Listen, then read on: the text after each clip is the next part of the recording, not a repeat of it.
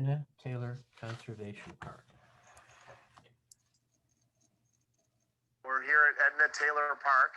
It's one of my favorite parks, and it's on the east side of Madison. We're on Femright Drive in the parking lot, and we're just at the entrance here.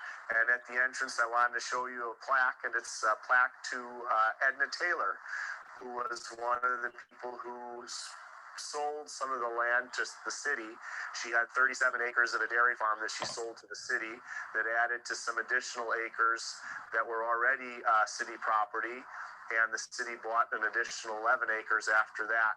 In 1972, it became a conservation park, and the conservation parks are kind of a special item in the park list of Madison parks, especially for me, because a conservation park means you'll see no picnic tables here, no playground, one garbage can in the parking lot, but nothing else. And basically, it's a place for conservation of plants, animals, and the ecosystem.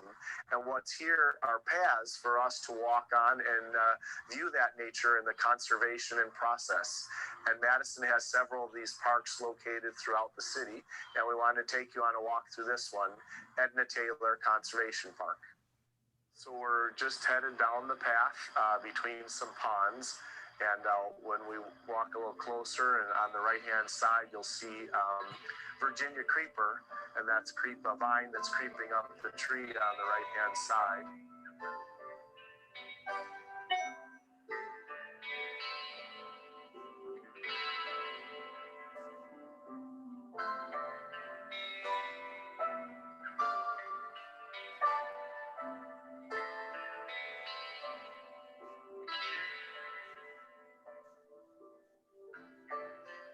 We're calling this pond Condo Pond. We don't know if they're condos or apartments, probably condos in the distance. And one of the things that makes Edna Taylor special is the amount of water here. There's a lot of wetlands and a lot of ponds, so it attracts migrating waterfowl and muskrats and lots of turtles and some bullhead fish and lots of algae and duckweed and things like that in the pond. So it really makes the place very diverse and rich. And also we're getting some mosquitoes today, so that's part of the package. So we'll go by a couple different ponds as we walk through here. We're just in the beginning. There's a great blue heron right there. He's really blending into some of the cattails here. There's two different types of cattails in the pond, and they hybridize, and the herons and the cranes and some of the other creatures that hang out here blend in really, really well with the cattails, and that's because they don't want coyotes and raccoons and other things to get them or their young. And there's a lot of ducks and geese who nest here, and the place was filled with Canada geese during the springtime. And then our special friends were the sandhill cranes that nested here, two pairs, one on one end of the park and one on the other end of the park. So we're just headed down the path a little ways. We're just a day after the first day of fall, and right behind me you can see that the sumac is changing color. They're one of the first plants around here that change color. We're just a little bit past down the first path into the park, and to the left of me is smooth sumac. There's smooth and staghorn sumac in the park, and throughout Wisconsin it's native to this area, and they're one of the first leaves that change color. And changing color is probably not the best way to think of it. It's actually just losing chlorophyll and showing the colors that are already in the leaves. The reason that the leaves have some interesting colors is because they have all kinds of interesting chemicals inside them, and they're the anthocyanins and the antioxidants that are touted every time you get to a trade group that's hawking their fruit or vegetable, because all fruits and vegetables do have antioxidants, and it comes from the chemicals in the plants that help the plant stay through days and days of UV rays that hit them. So these plants are actually just losing chlorophyll, and what you see are the colors from the different chemicals that are inside the plants. So, and some of the plants have different amounts of them and types of them. So you'll see the reds and the yellows and the purples that come in the plants as they lose their chlorophyll, which dominates or masks those other colors. So they're just revealing colors as the fall goes on. We got a little bit of some bumblebees coming in and out of these plants, and they're really working over the asters, and they're getting their last bit of nectar and pollen from the plants. We're looking at New England aster, and this is the peak bloom time for it. Like I said, we're right past the first day of fall, and asters are blooming. Not only New England asters, but a lot of other asters. The white asters are called heath asters, and there's many different kinds of asters, and these are just two real common ones, and they're common prairie plants, and this is kind of a prairie planting, and there's still going to be some flowering into October, but as October starts to come, most of the plants will be done for, and so will the bees.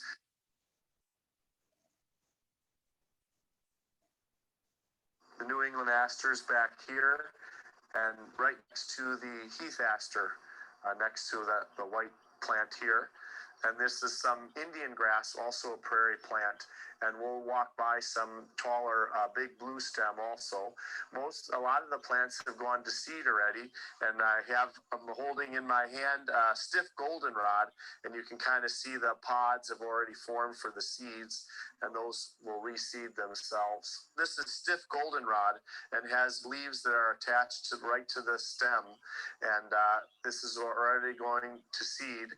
It had yellow flowers, like most of the goldenrods. And there's a bunch of different kinds of goldenrods. There's probably 60 or more goldenrods common in this area. And there's several in the park here. There's zigzag goldenrod is one of the late blooming goldenrods. And this stiff goldenrod just finished blooming probably a couple weeks ago.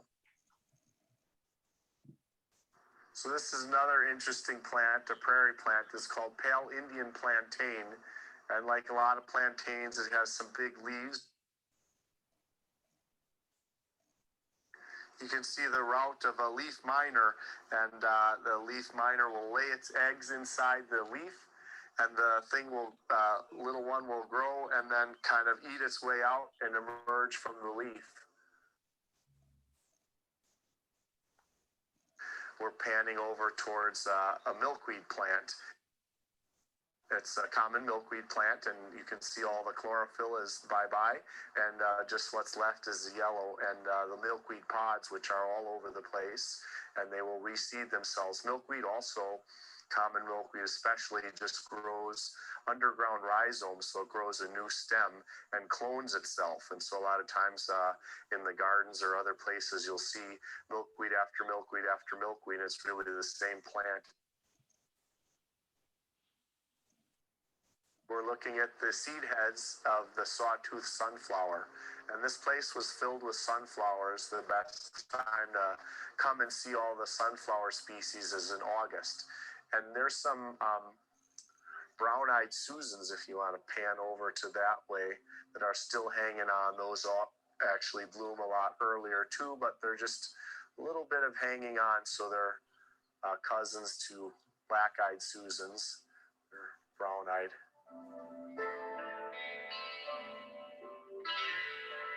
Those are brown-eyed Susans.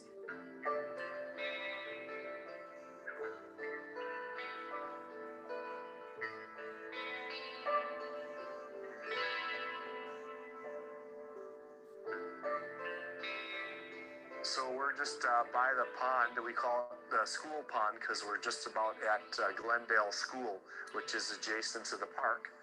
And we're sitting by a bunch of female mallards. it's a clutch of female mallards. So, and they're eating duckweed and a little bit of other pond weeds from here. And they had a lot of them nested here, so they had their young in I think it was in April, in later April, and so a lot of them stick around here. And I don't know where all the males are, but we got a bunch of females out here.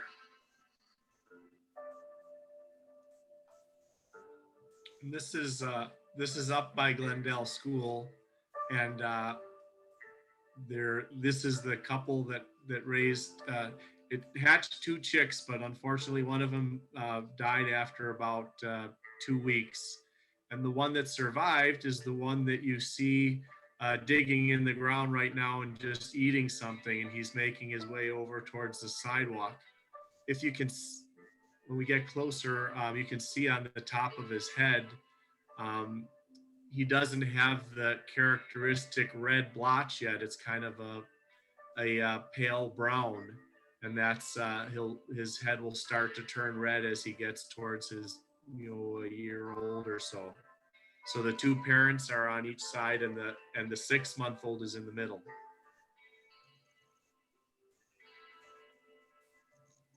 And you can see they're right across the street from somebody's house. They actually have favorite gardens in the neighborhood, and they'll go over to those houses because they have found something good in the garden. They also do like squirrels. They have favorite bird feeders that they steal off of, or that they pick stuff off of the ground. The young one, who we call Alfred, is looking up in the trees, probably hearing another bird or something. And this is one of their favorite gardens. This mulched garden on the side of the road is one that they go to probably every day, maybe a couple times a day.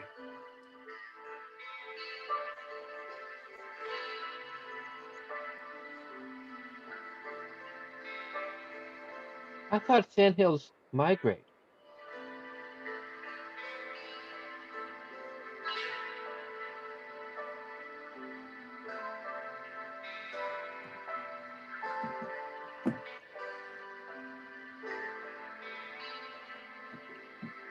That's where Flom is. I know Flom now.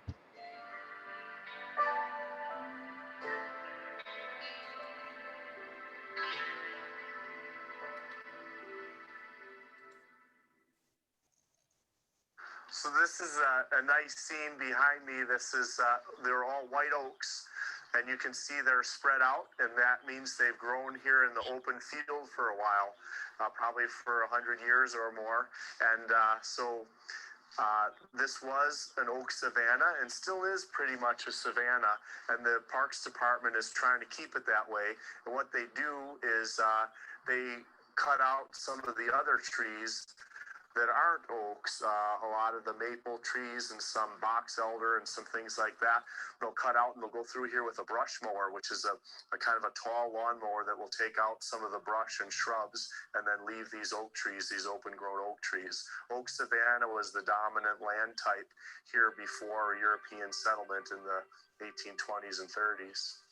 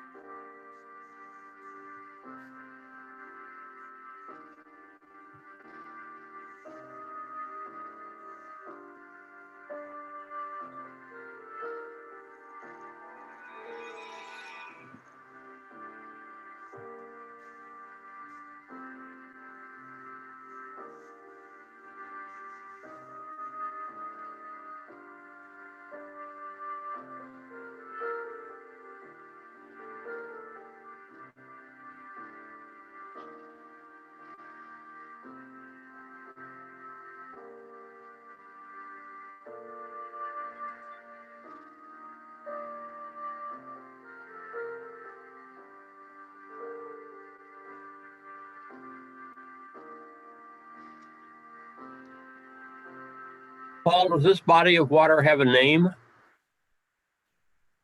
It's they're ponds, you know, so it's just a wetland area pond. So I don't, you know, other than ponds at Edna Taylor Park, I don't think they have any official name. No.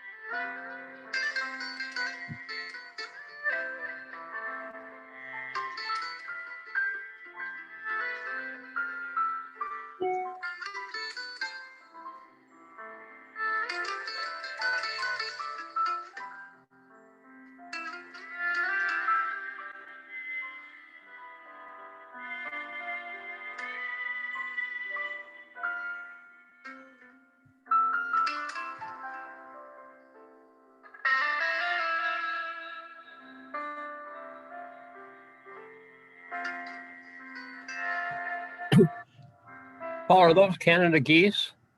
Yep. And they were all over the park, all over the paths in the springtime. You could barely walk through it.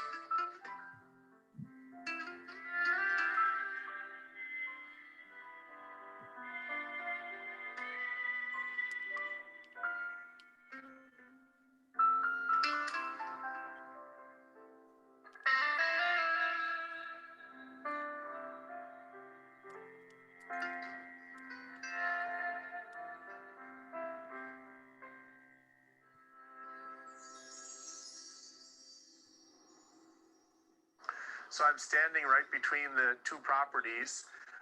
Edna Taylor is on my left side and Aldo Leopold Nature Center on the right side. You can kind of see this line of boulders here. It was probably placed here during the time that Edna Taylor's family ran the farmland on this left side. These are called glacial erratics. So 15,000 years or so ago, as the glaciers rolled through from the north and started to stall out in this area, especially where there's valleys and lakes and streams and parts of low-lying areas, these boulders would get deposited. When people came to farm in the 1830s, they wanted to remove some of these boulders from their field and put it in a row like this, sometimes making fences out of them at the edge of their property line. So that's what's left here, and you can see them around various places around Wisconsin.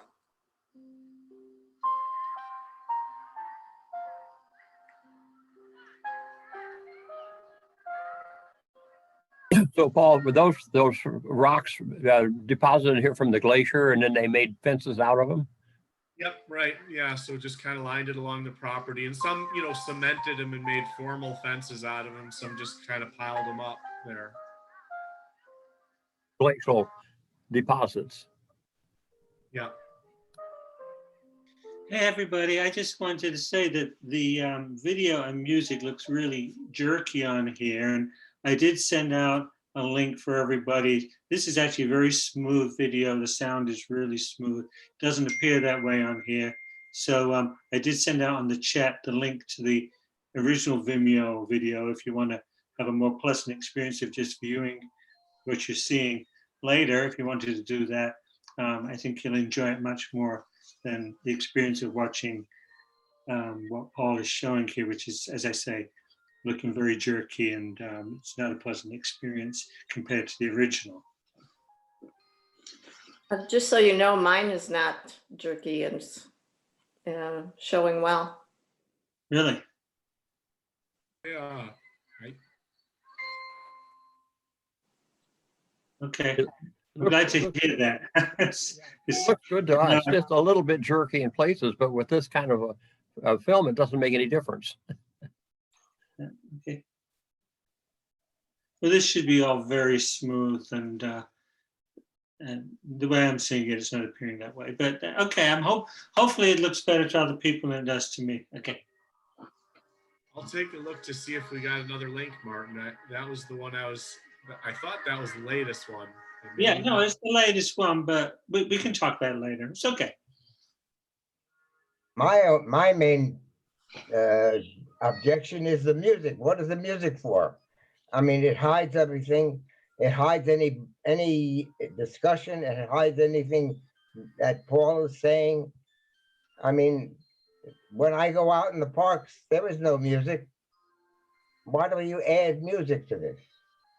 Yeah, well, we'll talk a little more about the video when it gets to the end. If the video isn't enough, there's something wrong with it. Yeah. Adding something that isn't there doesn't add to it. It takes away.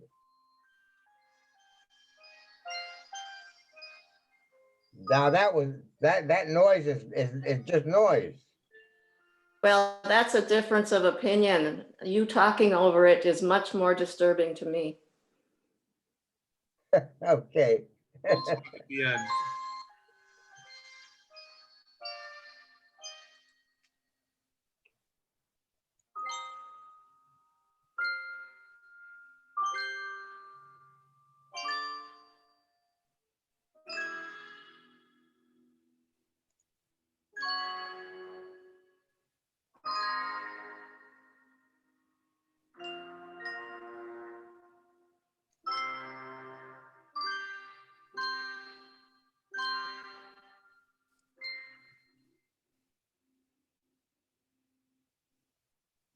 So I'm standing in Oak Savannah or Oak Opening portion of the park, and the difference between a savanna or opening that contrasted to woods is the amount of shade and the number of trees, per acre. What they've used as a parameter is that when you look out on the floor, the floor of the woods here, or the opening here, is that you see from 10% to 60% of the understory shaded, and that's what makes it an opening or a savanna rather than a forest. A forest would have 60% or more, so it might be totally shaded when the leaves on the trees are fully out.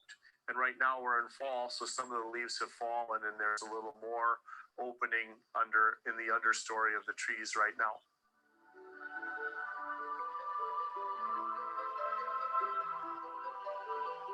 Paul, does all that vegetation on the ground underneath those trees become a fire hazard if you have a real dry season? It could, but the savannas are actually adapted to that. So the plants there are similar to a lot of the prairie plants, so they would survive a fire pretty well. And so would the oak trees. What about houses that you built in there?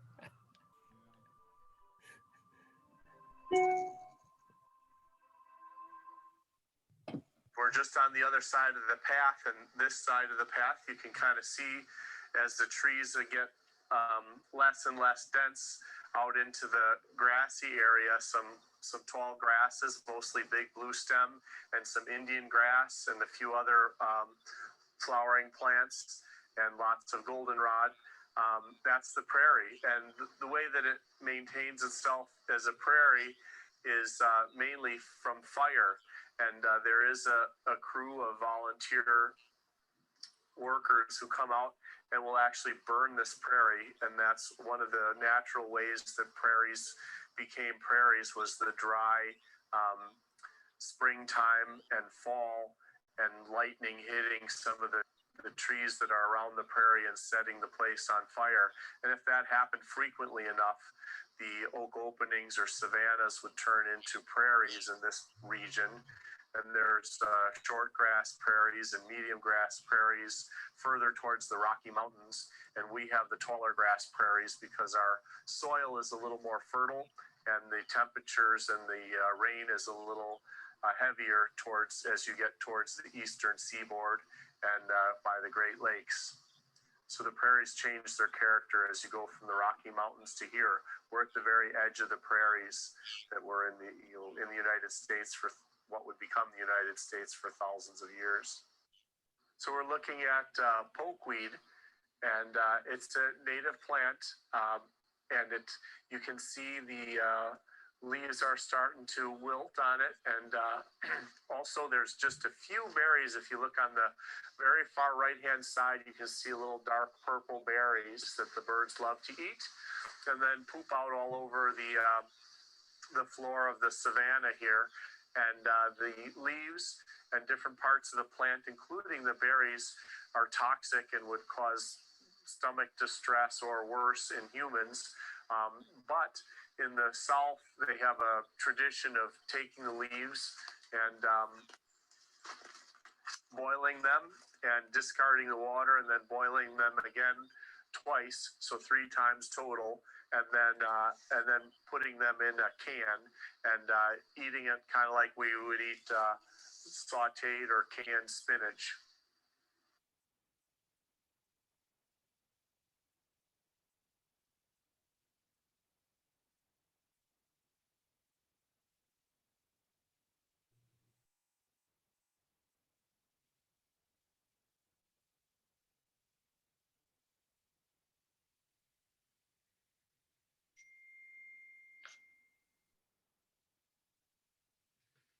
The muskrat coming through there.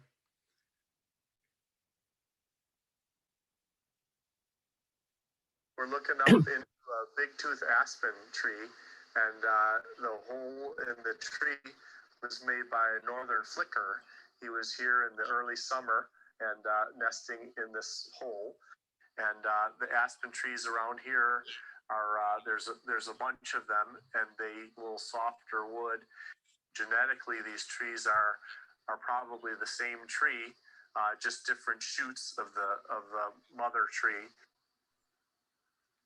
What was that thing swimming across the water and going from right to left behind the geese? It was a muskrat. See at least Muskrat. Oh, okay. In these 2 trees. So this flicker has been kind of working this area and using the spot. Once in a while, some other birds will use the hole too from a woodpecker that makes the spot. Some of the cavity nesting birds are not able and strong enough to make their own holes. The woodpeckers are the ones that make the holes, and they often come back to the similar spot and use a hole, make a hole just above the last one that they had. So this area has been being used by that flicker for a little while now. I know from talking to people in the neighborhood that these sandhill cranes have been nesting here since 2013. The cranes really do love to come in the schoolyard. They're behind us right now feeding.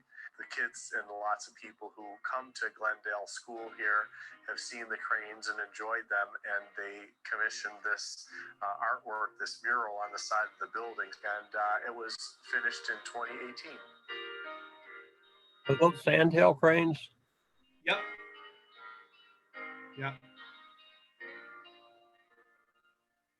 And that now you can see more clearly the juvenile is the one on the right hand side with the pale head, and his father or mother is the one with the dark red splotch, and then the other parent is standing out in the field.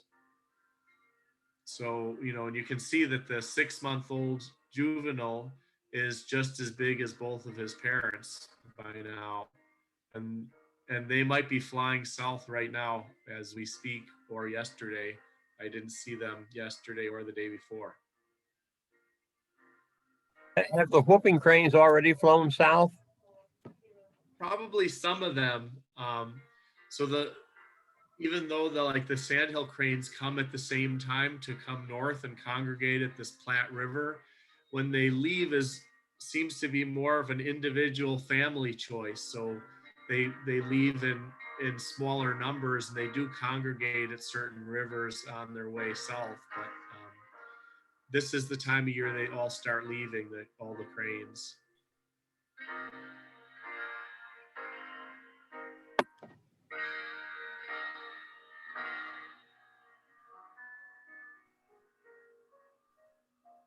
Paul, Yeah. when they fly, when the cranes fly, do they tuck their legs underneath them or are their legs extended out? It's a Pilates thing. They extend them straight back. Okay. I don't know why. I think for balance. And the herons what do they do with their legs? Same, yeah. The same? Yeah. Okay. So juvenile on the right, adult on the left, and they're probably practicing a little because to kind of form bonds, they do this dancing, and the juvenile is learning the dancing from the parent.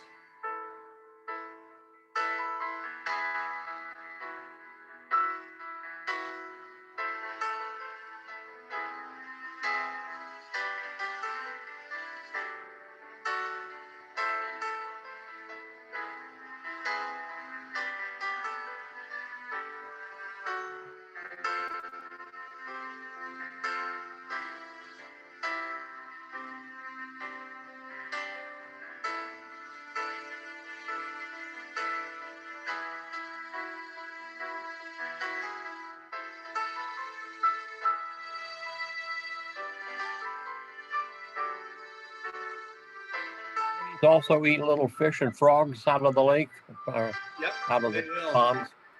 Yeah. Are there enough little fish to sustain them?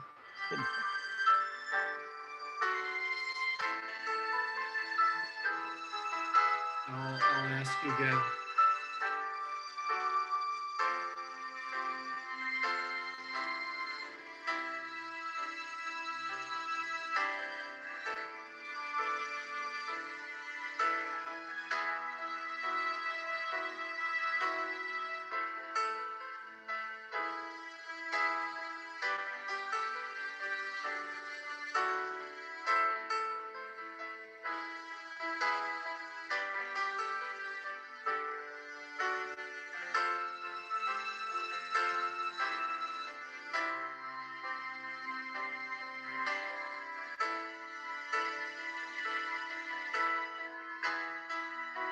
Paul, are there any other cranes in Wisconsin besides the sandhill and the whooping?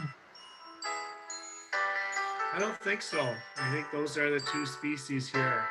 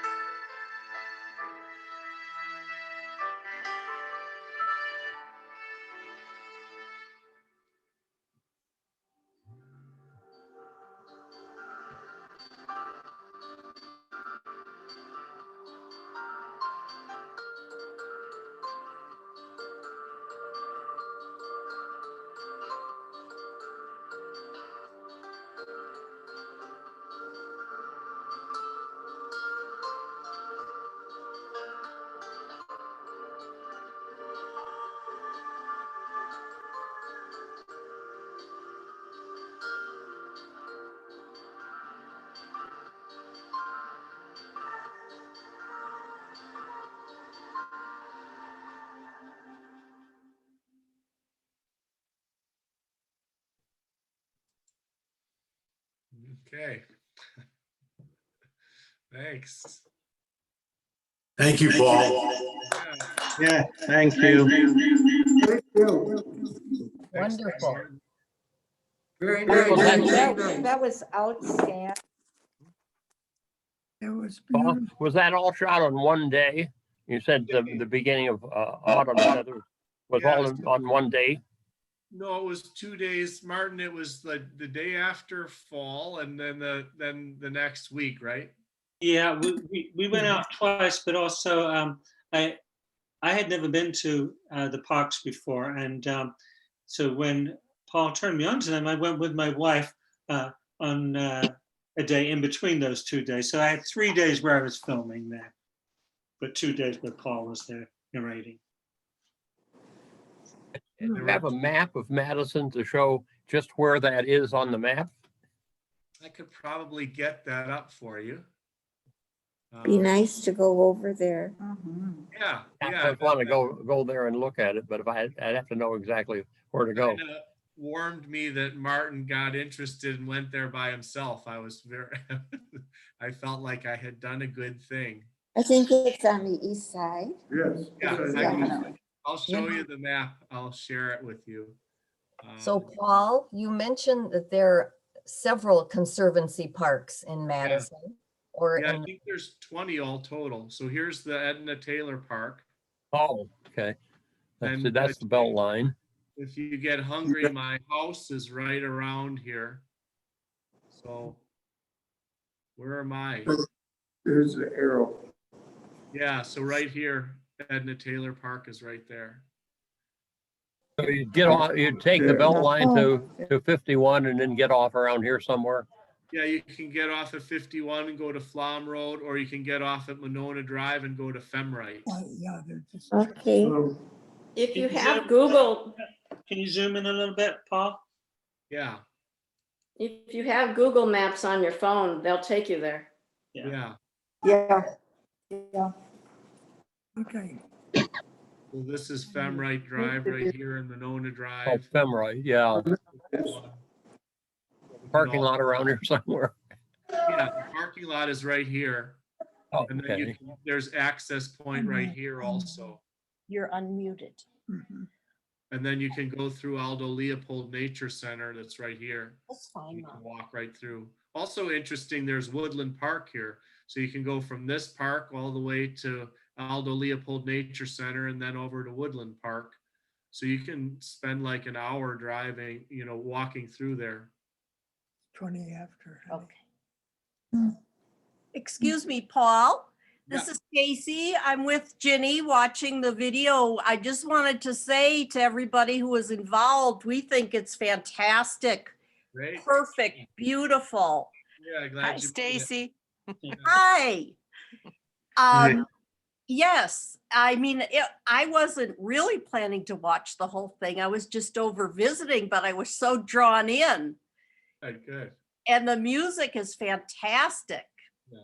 And that was fun because I had some things that I wanted to show, and I was in naturalist mode and Martin's more in artistic mode. And so it's really a kind of a conglomeration of both of us walking through the park, which is what I wanted it to be. I wanted to see what Martin saw as well and what captured his eye and attention. And I think that's where, that's why we, added some shots of just sitting around there watching the cattails wave back and forth and looking at the bees going in and out.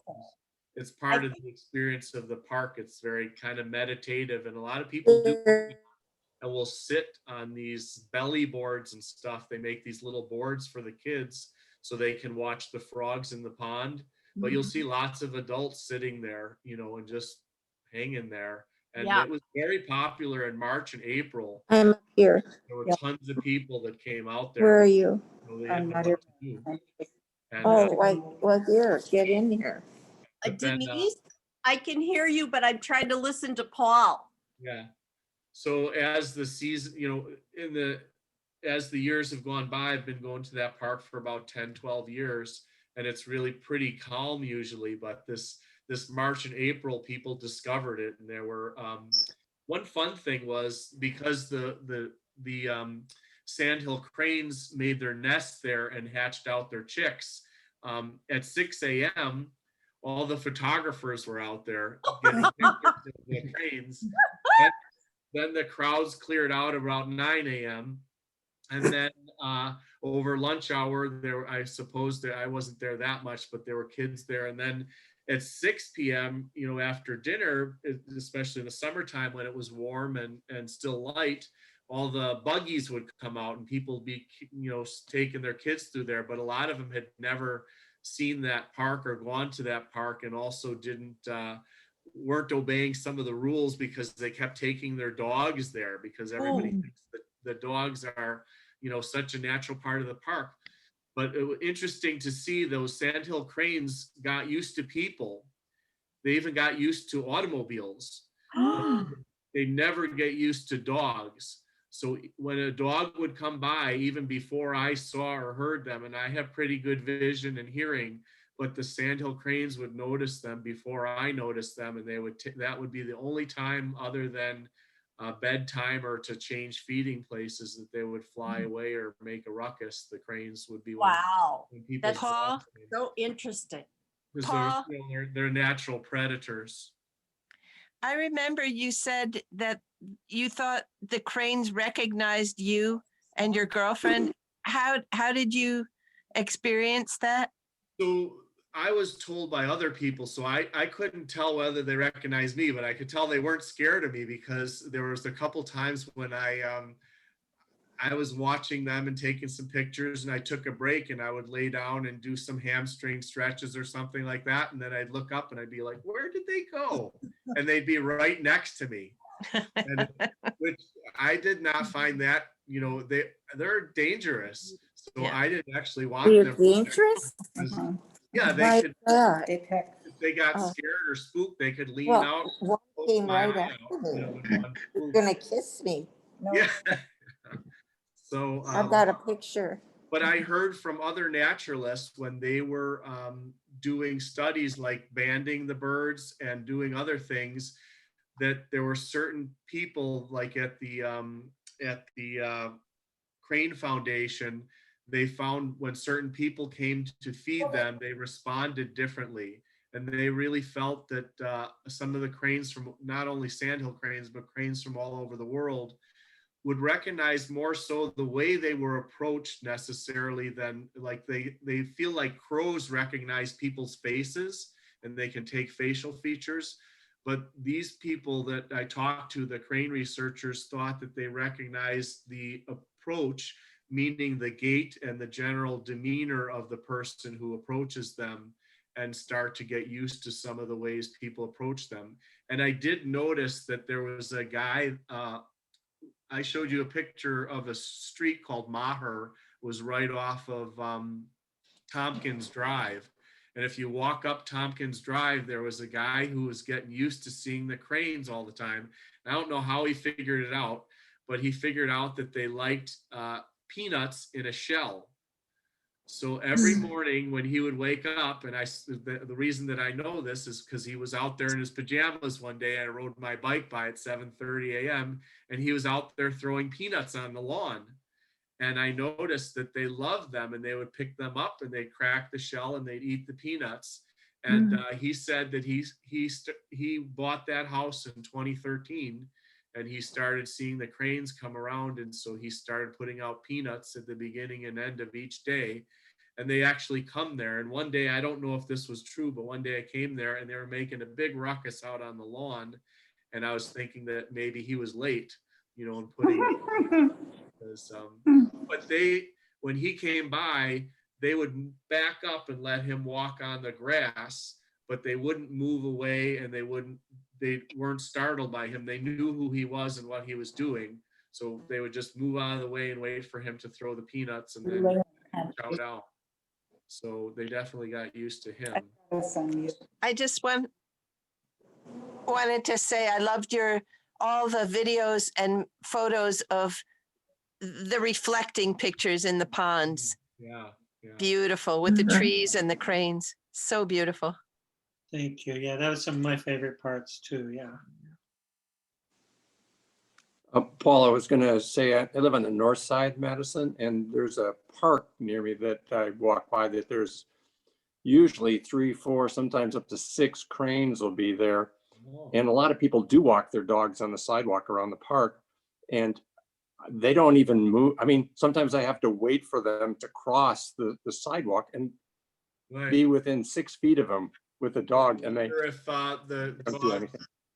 That they got used to the dogs. The place in this park, they just never seem to.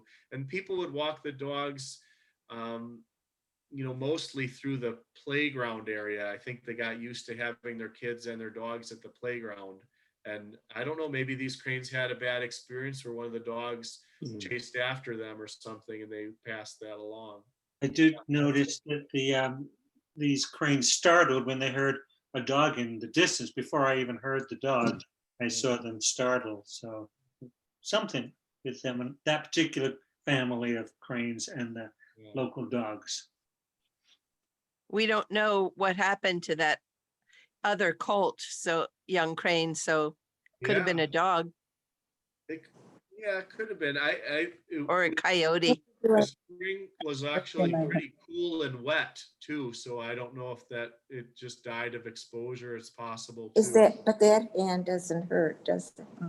We had a lot of wet days there. Paul and Martin, thanks for a very nice presentation. Beautiful. I have a question, but I also want to emphasize that I have seen part of that video on Vimeo, and it really is very relaxing, almost meditative. It's the kind of thing that you might want to see when you want to relax, or perhaps before you go to sleep, or maybe when you're just having some COVID craziness. I would encourage people to go to the link that Martin put up and check out the video again for a little bit of a different, more artistic experience.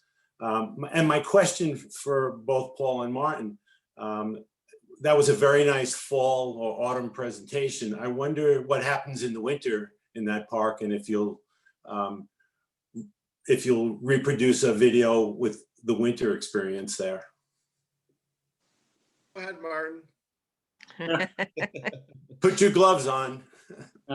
As Jeff knows, he's on here also. I tend to go indoors when the cold weather comes, but it sounds like a pretty interesting idea. Somebody else said there's no such thing as bad weather, only bad clothing for the weather. So I suppose if I got well suited up, I'm not sure how the cameras would handle it, but I'm up for the challenge. Parks are a little, it's a little less visually stimulating sometimes, but there's plenty of turkeys around, and it's interesting to watch them in the wintertime. And there's also red-tailed hawks. I just heard 2 great horned owls, and I think they might have been in their pre-mating phase because they were gently, hooting to each other and flying around, and they should be mating probably pretty soon. And a lot of times they'll have their chicks by February. So there's things to watch, in all seasons. Edna Taylor's really fun. The springtime was really a treat because all the flowers are blooming, and there was literally hundreds of Canadian geese in that park, and lots of mallards, and the mallards, they had 12 chicks apiece, 2 or 3 different families with these 12 really little cute chicks running around, and all the geese and the cranes and some migrating birds. So springtime, if you want to get a real pop of flowers and wildlife, the springtime is really a hopping time at Edna Taylor Park and a lot of the parks around Madison. I have a question. Are the Canadian geese more polite than regular geese? Not to me, because people, they were amazing. The cranes and the mallards get out of the way when you come, but the geese, for whatever reason, they had gotten so used to people, they'd stay in the path, and you'd have to walk around them. And then when you walk by them, they'd hiss at you and sometimes lunge at you. So it was a little uncomfortable for a lot of people, especially people with young kids, because the geese were bigger than some of their kids. Oh, Paul, I got 2 questions for her. I have a question. Frida has a question. First question is, as I was told that these are not Canadian geese, they're Canada geese. Yeah, they do say Canada geese. Yeah. Well, Paul, did you send us the link for this relaxing presentation that was just talked about? So I'm not sure, Arnie. Martin had a 3-minute video, right? Was that right, Martin? Yeah, I have a 3-minute video, and then also this whole video are both available. I did put the link on the chat section here. At the bottom, they have a little symbol that says chat. And if you click on that, I did put a link on there to this video on my Vimeo page. Oh, the very top one, right? Yeah, top one? I did With the- twice there, yeah. Ends in a long number with 7521 at the end. Yeah, Oh. yeah. And if I had realized how good this was going to be, I would have invited our daughter in Boston to join us. But I can still send her that link, right? Yes, that would be the whole 40-minute video that you just watched. And Right. also, With the music and without the jerkiness, right? yes, correct. Yes. Good. We'll have to mail it to her. Yes, yeah, that would be great. And then there's also a 3-minute version without Paul in it, which is just music and some of the scenes, which is kind of like the best of the images shot, if you like. Well, Cindy knows Paul, so I think she would appreciate this version of it better. Okay, excellent. Yeah, so you might just copy down. It's vimeo.com and then just copy down the number. The link it that might you sent, disappear. What's that? it doesn't need a password, the one you sent? No, I just removed the password as we were speaking here, so so people can go to it now. Is that okay with you, Paul? Yeah, You'll be sure. Public. Okay. It's worth watching. It's worth watching just to see those cranes dance and then fly away, just for that alone. Mm-hmm. Yep. Now that we're on to them, so Mark, which park were you seeing all the cranes in? Well, I live right next to, if I can look out my window right here, of Lakeview Park, which is a conservancy also. We've been working for years to get it back to Savannah, and it's been really, really nice. But the park where I see the cranes all the time is Northland Manor, which is down on Wheeler and School Road. It's there's tennis courts, there's playgrounds, there's, but there's a lot of open area, and cranes have been there for years and years and years. That come back every year. Are they nesting there or just feeding there? Well, they have chicks, but it's really close to Cherokee Marsh. Right. So I'm assuming they nest there, but they always come to the park to feed. Yeah.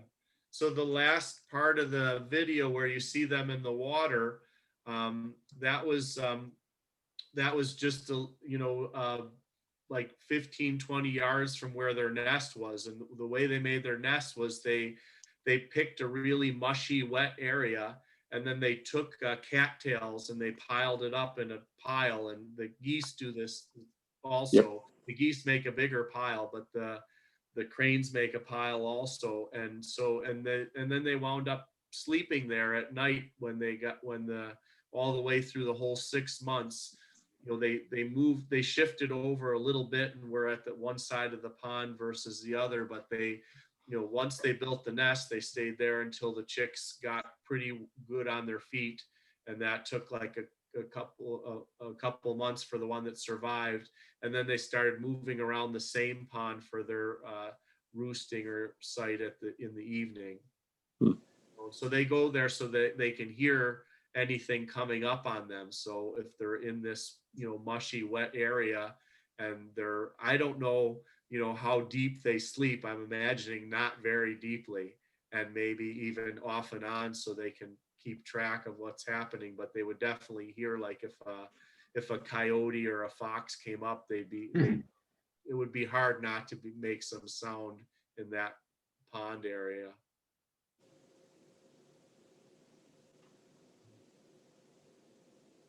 Paul, it would be wonderful, since this was so terrific. Thank you very much, both of you. You mentioned there are so many other conservancy areas. It might be fun, if you have time, to explore some of those and do a similar kind of presentation. Yeah, I think so too. Yeah. And I was going to call, there's a separate manager who manages conservation parks. So, there's a parks department, rangers, and people who do that, but there's a separate conservation parks, and there's this manager and he has some crew on that park. So I thought maybe we would talk to them too and about some of the other parks, and they want to join us and helping present some.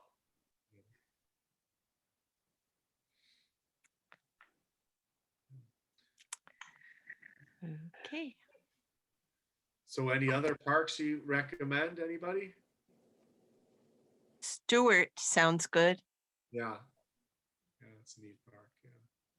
Yeah. Yeah, Dane County has a lot of parks, and they I think it's. Oh, I said. so the long history, you know, of parks. There was a Parks and Pleasure Drive in the late 1800s, and the Madison and Dane County area has kind of a long and good history of making park area and a variety of different park areas available to people. So we're the I think really. happy recipients of that tradition. I think this was a fabulous presentation, and I love the music in the background. Yeah. And there's a big park. I'm forgetting the name of it, in Bar Harbor, Maine. What's the name of that park? Was in Acadia. Anyway, we bought a video. What is it? Acadia. What is it, Arnie? Acadia National Park. Acadia, right, thank you. Acadia. Right, thank you. Anyway, when we went there, it was summer, and we bought a video of we could have that as a memory when we went home. But when we looked at it, it showed all the fountains. And so with Edna Park, Edna Taylor Park, I think it would be a lot of fun to concentrate on that one park and fly through all 4 seasons.